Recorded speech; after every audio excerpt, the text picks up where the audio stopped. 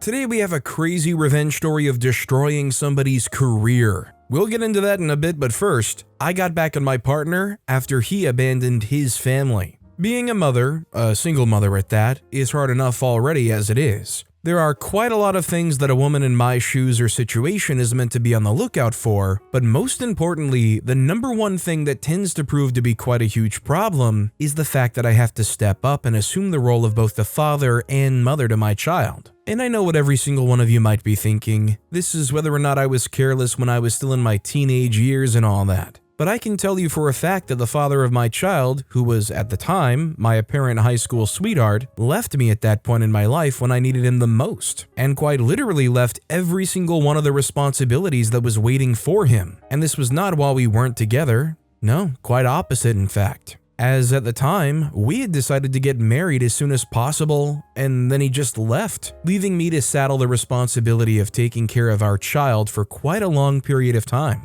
But then again, he could have only have run for so long, as there are quite a number of ways I could have paid him back, but the one way I did choose to resort to was the one that I felt the most satisfied with, and the one that I knew for a fact was going to affect him the greatest. I, female 20, and my then partner, male 22, were at the time together in a relationship. And not just any kind of relationship, but the kind that quite literally every single student in our school at the time was overly envious of. We were like a match made in heaven. People always said that we were perfect together and that we were made for each other, and this was honestly how I felt about him at the time. For reference purposes, let's call him Andrew. So the story about how Andrew and I met is a funny one, as one could never imagine things would have turned out the way it did with the both of us. First off, we were never on speaking terms with each other, as while we were in school at the time, there was an incident. And while I was involved in the separation of those involved in the incident, I wasn't particularly among those that were having issues and quarreling at the time. And while the whole thing was going on,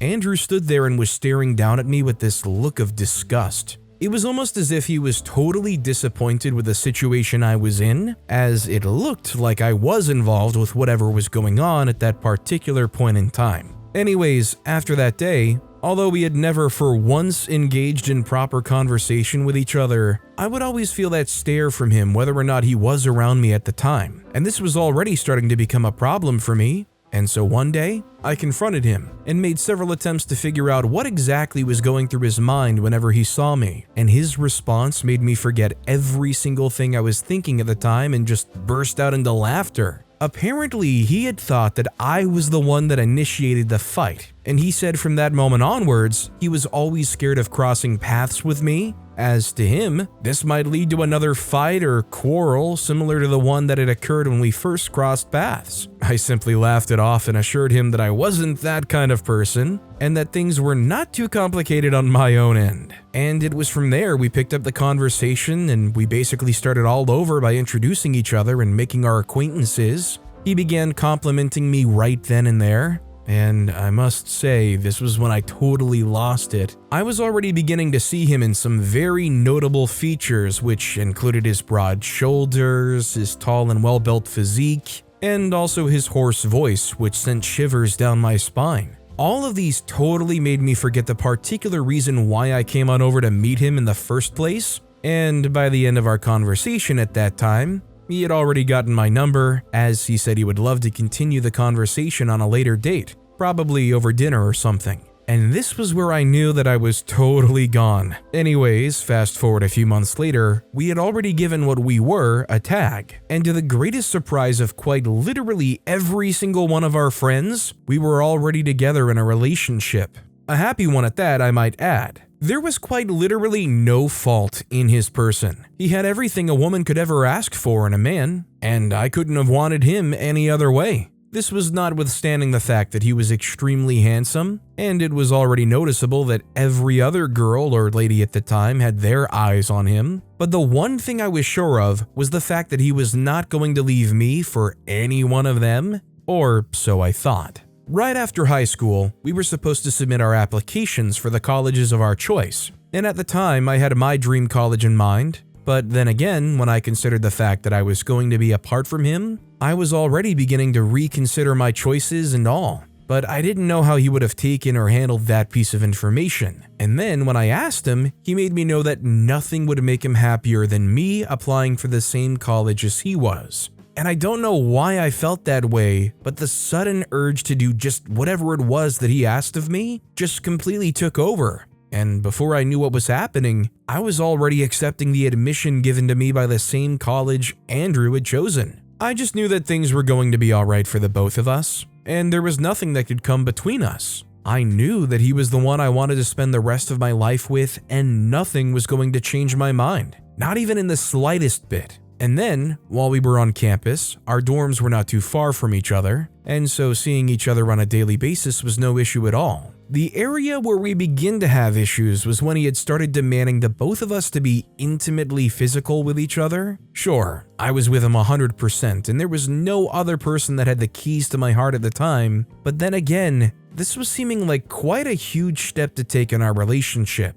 And I didn't want to make any rash moves, and so I told him off. And he brought this up over and over and over again, multiple times in fact. It got to a point where I was already starting to feel guilty about turning him down that many times, but I made a promise to myself, and I was determined to keep that promise by all possible means necessary. And when I informed him of this, it resulted in an argument that almost led to the end of our relationship at the time. The only thing that stopped him from ending things was the fact that he definitely wanted to make me regret my decision, but this was unknown to me at the time. Anyways, after quite a long period of back and forth arguments as regards this physical intimacy, we finally decided that we were going to get married right after college, seeing as both wanted each other, and there was nothing stopping us from doing so immediately after we were done with getting our degrees and all. And just like that, we had already made and for our future with each other together. And just as planned, right as we were done with college, we got married the year after, as we took quite a long time planning the entire wedding, inviting friends and family and all those other necessities. But then, right after that, we finally had the chance to be with each other, in the realest of all sense, because at this time I truly felt safe and secure with him. He had officially become my safe space, and I knew for a fact that he is always going to be there for me. Seeing as we had both tied the knot, or so I thought, so naively in fact. Almost a whole year after we had gotten married, I was still in my early 20s at the time, and I hadn't secured a job for myself at the time. Andrew, however, on the other hand, had already succeeded in making a name for himself in his place of work, even though he was only working there for a little over a year. He was making great strides, and this was a win for the both of us, so of course I was happy for us. This was until I found out that I was pregnant with a bouncing baby boy, and I just couldn't wait to break the good news to him. And his reaction showed how this really meant to him and how he truly viewed me.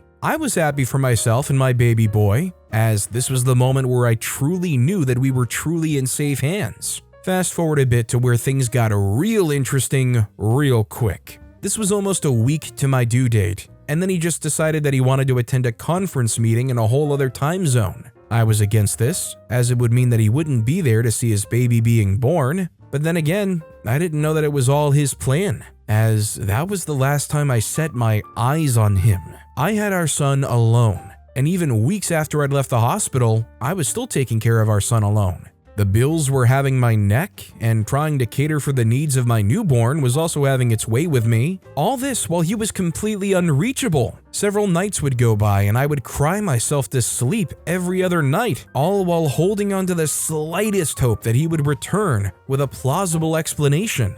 He didn't, and after 6 whole years, he finally called back with a private number, asking to meet me. I was filled with rage and uncontrollable anger. I thought of what I could say or do, but I decided to control myself as best as I could and hear him out. And after agreeing to the meetup, and after hearing what he had to say, I was completely disappointed, and I knew right then and there that he wasn't worth all the time and attention I'd wasted on him all this while, as this was when he explained that he just got married to me to get back at me for back when we were in high school. And when he found out that he was going to be a father, he panicked and ran away. But then he said he was back, and he was in a state of true regret. He wanted to be in his child's life again, and mine too, but I wasn't having it. I wanted to get back at him, and the only way I knew I could was by getting a divorce. and also full custody of my child, as I knew that through the divorce, I could get alimony for all my struggles. And also through the full custody scheme,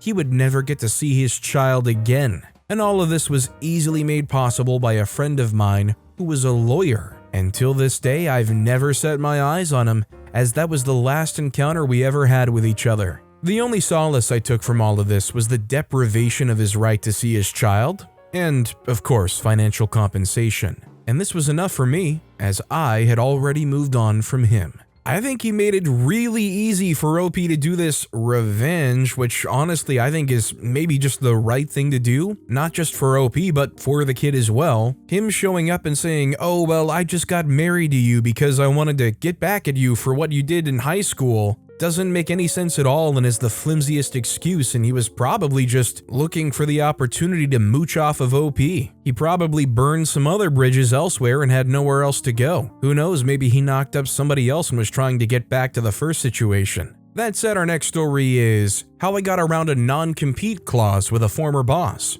Many years back, I met someone very rich. He came from money and had a lot of money of his own, but he didn't know what to do with his money. It is funny now that I think about it, but that's what it was at the time. He had a lot of money, but was confused about what to do with it, specifically how to multiply it. At the time, I was 23, I had just graduated from college, and my head and mind were swimming with ideas. I had many ideas on how to make money, but one needed money to make money, and not only did I not have any money, I had student loans to pay up. When we met, I mentioned that there are many ways to make more money in the city we met, and he became very curious and started to ask me questions. My answers were vague, mostly because I didn't want him to steal them, of course. I was being cautious, and he caught on to that. He then assured me that he wanted to know because he would love to invest in me. He then told about how for a long time his father never respected him. His two other brothers were respected by their father, but his father just saw him as a spoiled boy who could not do anything right. He had access to some of his dad's money, and like I said, he was a rich dude, but he craved his dad's respect. He wanted to multiply his dad's money like his brothers were already doing. I was impressed that, despite being handed money on a platter, he still wanted to earn respect for himself, and I shared some of my ideas with him. I figured since he wanted to invest in me, he could easily be a silent investor while I did all the work and shared profits with him. I shared different ideas with him, but only one stood out for him. He asked more questions about it and then decided to start a business together. We exchanged contacts and he asked me to come to his home the next Friday. He said by then he would have discussed it with his lawyers and we can come to an agreement. That day, I was glad I went to the businessman's networking event where I met him. My dad's friend had suggested that I attend such events regularly to meet and rub minds with like-minded people. He said it would help me grow faster in my career. When I returned home after that event, I called my ex-girlfriend. She had just graduated from law school and I figured it would be more affordable to have her represent me. I suggest he talk to someone more experienced in corporate law, my ex said to me when I told her, but I refused. I wanted her to represent me because I figured she was the only one who could do that for the price I was bringing to the table. Plus, I trusted the man I'd met and didn't think there was much to be done. He was, after all, going to come with the money, so if anyone had cause to lawyer up, well, it was him. My ex agreed and we showed up in his home a month later to pick up the agreement. The arrangement was for her to read through the documents so we could talk about it later. The next day, she was at my house, and the first thing she said when she saw me was, "You cannot accept the terms in that contract." What the rich dude had told me was that he was going to invest in my ideas. The idea he passed was that he would be a silent investor of sorts, and that I would make him money. The contract, however, seemed like an employer-employee contract. He was going to start a business built from my ideas, and then employ me to work for his business. I was very upset when my lawyer explained it to me.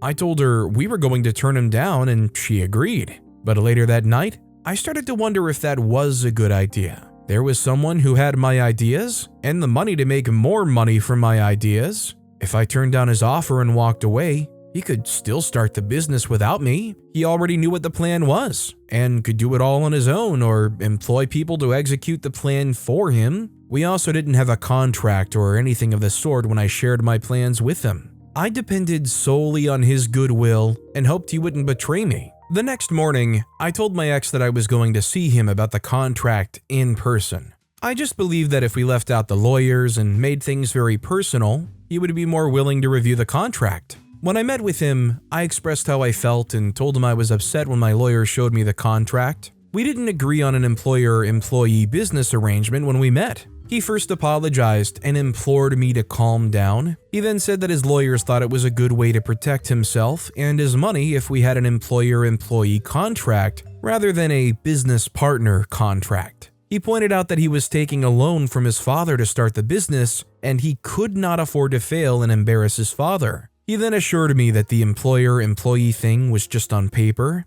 I had all the brilliant ideas and would be the brain behind the company. He would just be in the background, making sure everything was running well. He promised that I'd have a healthy degree of control of the business and even said I could buy him out if the business grows and can afford to pay him off. Again, I thought it was a good deal, so we shook hands on it. The next morning, I told my lawyer that he'd given me his word and explained how things were going to work to her. She was skeptical and asked me to think about it again. After convincing her that he was a good person and that he'd never do anything that would jeopardize my trust in him, she agreed, and we decided to accept and sign the contract. The contract came with a 10-year non-compete clause, but that didn't bother me. The thing with contracts is that one never really bothers with these rules because we're certain that we'd never breach them anyway. Also, I thought it was fair that a non-compete clause was added to the agreement. It would be unfair to him if we started this business with his money, I made some money, and then went on to be his competitor. After we had established the business, I found out that my new boss had been very economical with the truth.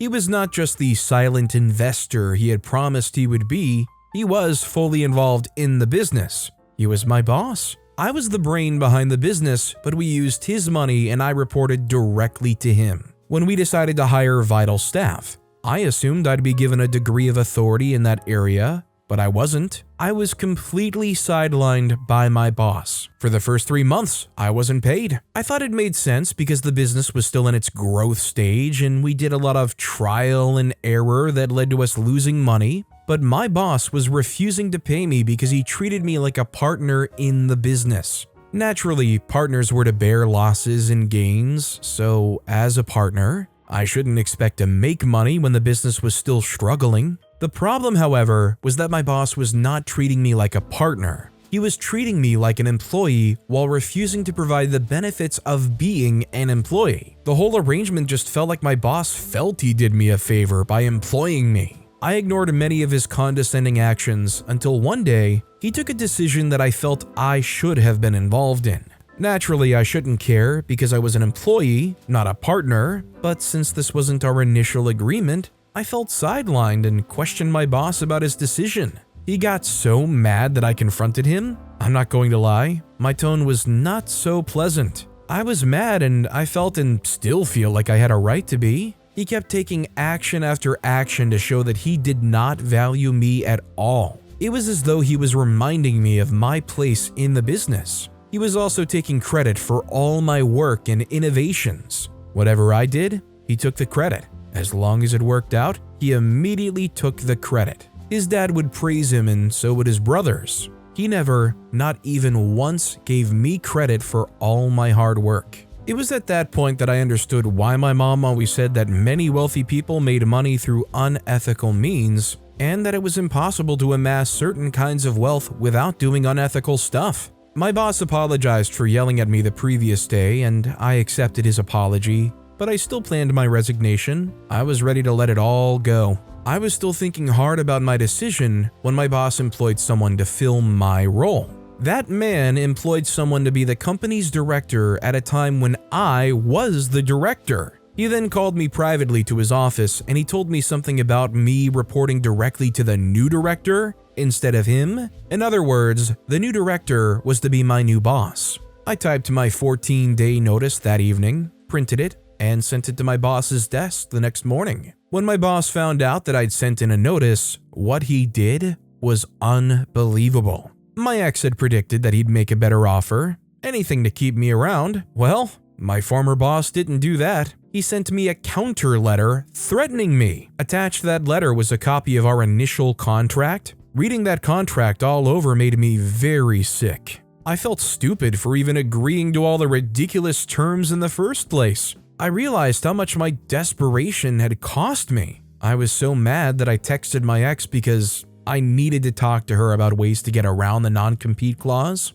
After talking about it in person the week after, I decided on the best way to get revenge against my boss. The agreement was that I could not start a business of the same type as my boss. I could never be his competitor. But the agreement did not say that I could not work for another competitor. I then decided to sell my ideas to someone else. In less than 2 months, I met with someone who also had the money and was interested in my ideas. This time, I elected to be an actual employee. I negotiated for the position of director, and my new employer put me in charge. I was never treated like a partner, but I got all the benefits of a senior employee. My new boss respected my contributions to his business, and I was fully compensated for my brain work. My old boss tried to sue my new boss, but after 2 attempts by the lawyers on both sides to have an out-of-court settlement, they gave up knowing that they had no case. My new boss's business flourished, and for good reason. He had me on his team, and I was great at coming up with fresh ideas. My old boss packed up his business and ventured into a new one when the competition became too much for him to handle. He was never passionate about the business. He just wanted to make some good money and have something to his name like his dad and brothers. Not surprising that somebody that's even just starting to try to find some kind of business with his money in the world is still going to be absolutely greed-seeking. I guess this just goes to show if you're going to be involved in corporate-facing stuff, probably should hire a lawyer that is more involved and knowledgeable in corporate law, but also more importantly, if your lawyer says, "I do not think you should sign that," you probably should value that a lot more. Our next story is, I destroyed my rival's career after she stole my ideas. Okay, so I destroyed my rival's career. That has got to be classified as bad business ethics, but wait till you discover exactly why I did that. You might be saying, who doesn't get their ideas stolen once in a while? This is worse. Imagine working so hard to be original and some lying, stealing, entitled person steals your ideas and then flaunts it in your face. That's my story. Hi, I'm Jasmine, 23-year-old female, and as long as I can remember, I have been obsessed with art. It quickly became evident to my parents that I was going through a phase and I didn't just doodle for fun when I was around 5 years old. Not to brag, but by the time I was 5, I didn't have trouble drawing both eyes to look the same way. Artists would get how tough the struggle is. You draw one eye and you think it's the best thing you've ever done. Then you begin to draw the second eye, and you end up with a lady that has the eye of Godzilla. Not me though. It didn't take me long to figure it out. Or maybe I'm just that good. Thankfully, my parents are not the type to think you cannot make a career out of being an artist or painting. Or maybe they just had enough faith in me to believe that my talent was something that could be nurtured into a beautiful thing. And they did everything they could to make sure I did well with it. It was a win for me because art is pretty much my life. I grew up in a small town, and soon people knew that I could draw so well that it only took me an hour to draw a full, almost realistic portrait of them. So if you're ever in my town, at least a few homes will have something signed Jazz M. My parents entered me in a few competitions, and it was amazing experiences, but nothing big enough to make me famous. I went on to study art in school. Now, I didn't go to the Art Institute of Chicago because my parents couldn't afford the money, so I got a degree in fine arts at a community college while teaching myself to be better. I would sometimes post my works online and many would marvel at my talent, but it wasn't enough to make me famous. Maybe that was my undoing. I sold a few pieces here and there to keep the bills paid, especially after I moved to Chicago when I turned 20. I lived an okay life for a 20-year-old. I knew it was going to be better since I wasn't depending on my talent alone. I was working hard too, and I thought everyone appreciated that as well. I was so wrong. I thought only famous people were victims of copyright theft. What people don't tell you is that some famous people steal your works, and that's exactly what happened with Olivia. I discovered her account when a friend advised me to get into posting my works and processes online. I was amazed at her follower count when I saw she had more than 700,000 followers on Instagram. I was barely pushing 1,000, and I was okay with it, but I kept on posting my works, and soon, more and more people began to see my work. I didn't go back to Olivia's page as much anymore because commissions began to pile up, until one day, I posted a compilation of art pieces I'd done for a few months, and the first 10 comments were people accusing me of stealing someone else's works. I was shocked to the bone. I've never even attempted to recreate anyone else's work since I started painting. I didn't know where this came from until I started seeing more people say I was stealing Olivia's work. So I went to Olivia's page and found out that she'd been posting replicas of my pieces. That wasn't all. She would even make sure to caption the pictures she posted, "Original piece by me." Original piece by who? I was livid and shaking so bad that I broke down in tears. How could she claim she made these pieces? These were drawings and paintings that took me hours, days, and even weeks to finish some of them. Was it because I wasn't famous? I was so sad and felt extremely cheated out of what should have been mine. When I say what should have been mine, I mean the fact that Olivia had entered a few competitions with my original pieces and won all but one. One of them even awarded a whopping $10,000 as cash prize. What is funny is that I entered into the same competitions and kept getting disqualified for reasons I didn't know. I just thought that I didn't make the short list or that I didn't follow the guidelines to apply correctly. That was until I found out the reason. I was being disqualified because the pieces I entered were considered plagiarism. And then I was angry with the committees in charge of these contests. Why did they assume my work was the plagiarized one instead of Olivia's? I wondered why they didn't reach out to me to ask for proof of ownership or to compare. They just assumed that Olivia was a big shot,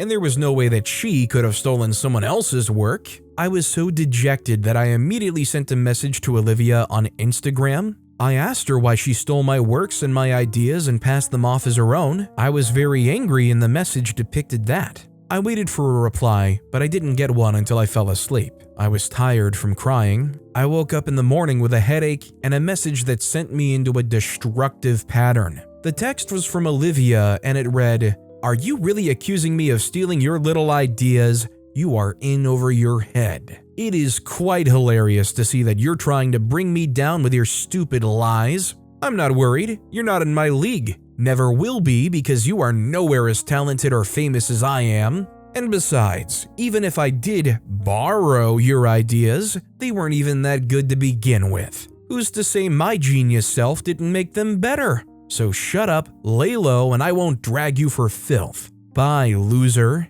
It was at this moment I knew I was going to take matters into my own hands. So I came up with a plan after hours of deliberation. The first thing I did was to compare the period in which the works were posted. Then I called my arts professor at the college I graduated from and explained everything that had been going on. Luckily, I was his best student, so he was ready to help me with my plan. You're asking, what plan? A fake arts exhibition. My arts professor and a few of his friends in the field, after listening to my story, agreed to help me out. So there was going to be an arts exhibition at my community college, and the plan was to invite Olivia as the guest of honor to exhibit her own pieces as well. She was required to bring 6 works which were within the time frame of 6 months. The requirement was so that she only brought my works and nothing else. A smarter person would have discovered the ruse, but not Olivia. Definitely thankful for that. Then I was going to bring the originals as well and set them up side by side with my stolen ideas and expose Olivia. The day finally came and many people turned up. My old classmates were excited to see my works again and came from all over too. My professor also got some influential critics and collectors to come to the exhibition as well. And so, the day was here. I waited in the back room until Olivia set up her stolen replicas and then set up mine. It didn't take long before people started noticing that something was wrong. The pieces looked too similar. You could almost think that they were copies. Then the murmurs started intensifying. Olivia noticed from where she was talking to another artist and walked back up to the front of the hall. She saw what was going on, and all the color immediately drained from her face. She started to yell, to my disgust, "You thief! How dare you steal my work? I'll have you sued!" I didn't believe that she could still have so much audacity after stealing from me. I remained calm amidst the murmurs and Olivia's shouting. My art professor then asked if he could have everyone's attention. "Jasmine has something she would like to show you all, so if you could please turn your attention to the projector up there." That was my cue to talk. I walked up to the laptop we had set on the table and opened up the text message Olivia sent to me. I told everyone to read through the conversation. From my angry message to her rude response, the first thing people noticed was that I was the one that texted her first. One of my old classmates, who was standing at the back of the hall, said, "That makes sense. Jasmine's always been original in everything she does." A few others that knew me agreed as well. Olivia started saying the messages were edited, and she never wrote anything like that. I wasn't bothered by her constant denial and walked to where my works were and the ones Olivia stole. I told the crowd to gather and showed my final card. Remember how I said I always signed my drawings and paintings with the name Jazz M? What I didn't mention was that I did it in the most creative ways. I would draw it into the fires if I was drawing a fireplace, and I would paint a flower to write Jazz M around the edges. Those were my unique signings. It became a game for the people who knew this to try and figure where exactly I signed, except Olivia didn't know this. This was my saving grace. I began to point out my signatures in the original paintings, and surely enough, they were in the replicas as well. I discovered that she had just copied my works line by line and stroke by stroke. I started pointing out that there was no way that she could have added Jazz M to her works when her own signature was just Olivia. You didn't have to be there to know that everyone was shocked that a big shot like Olivia could be stealing from me. By that time, Olivia knew the game was up. She confessed that she started taking my ideas and replicating my pieces after someone told her that her recreation of one of my older works was really good. She had sold the piece for a lot of money and thought she could just continue doing the same. I felt extremely cheated, but Olivia didn't even think to apologize. She just kept on saying I had ruined her career. I felt completely justified and told her she deserved it as she stormed out of the building. Some of my old classmates carried the stolen pieces and took them to the dumpster, while the critics and collectors began to tell me how much they loved my pieces. Even though the exhibition was supposed to be fake, I sold all my pieces that day for the highest prices I'd ever been offered since I started painting. I got a lot of commissions that day as well, and it's safe to say that it was the happiest day of my life. That night, I went online to see that people that attended the exhibition had posted the whole ordeal online. Olivia was exposed online, and she lost more than a half of her followers. A lot of people she sold my works to demanded refunds as well. I started to get recognition for my own works, and it paid off eventually. I ran into Olivia a few months after, where she was live painting on the street in order to get people to know her real skills. She looked at peace with what she was doing, but I didn't talk to her. I wasn't bothered by the fact that she never apologized because all my hard work paid off. Safe to say, she wouldn't be stealing from anyone again. Shoot, for all you know, she's just gonna start stealing from archives of somebody that isn't around anymore. These days with like reverse image search, it's just a matter of time, right? Either way, I'm sure there's a number of people beyond just me that hears the story and is like, it was cool and fun how they got their revenge, but why didn't they just go the legal route, especially when they were selling these pieces? I mean, it's nice to get the recognition and all and kind of jumpstart your career, but wouldn't have reclaiming some of that money been even better? But with that being said, that's all the time we have for today. Now, if you want to hear another absolutely crazy revenge story, check out that video on the left. Or if you missed my latest video, check out that video on the right. That said, I'll see you all next time with some more stories.